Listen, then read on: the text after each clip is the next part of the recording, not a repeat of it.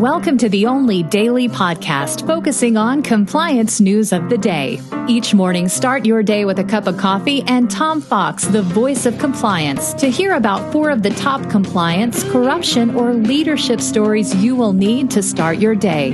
The Daily Compliance News is a production of the Compliance Podcast Network.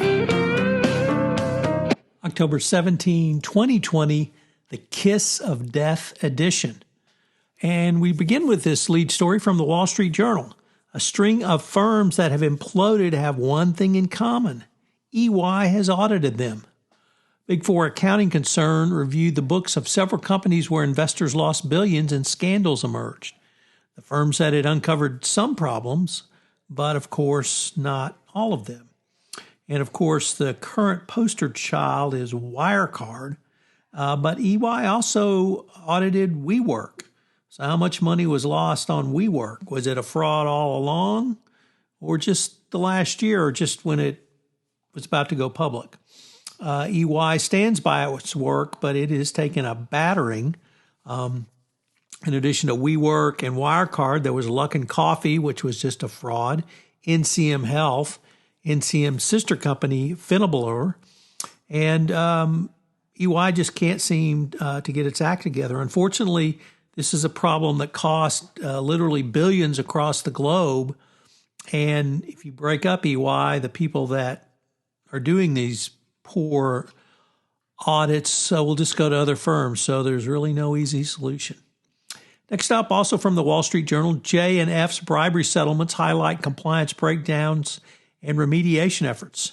Settlements between J&F Investments and U.S. authorities to resolve charges illustrate the importance of maintaining anti-corruption programs and making sure top executives undergo compliance training.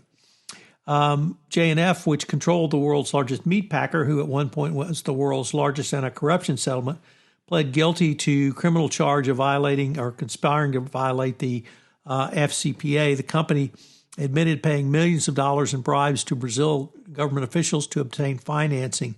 Separately, JBS and other controlling shareholders reached an agreement with the SEC revolving their illegal actions around Pilgrim's Pride.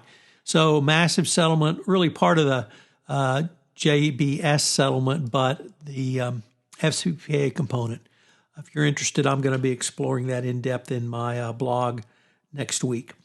Next up, will offices ever be full again? Well, according to the Washington Times, many companies now expect workers to return to the offices in next summer, and even then things may never be the same. Given comments by executives in today's or the Friday edition of the Deal Book on earnings calls, executives from Goldman Sachs said about 1/3 of its workers were coming in regularly.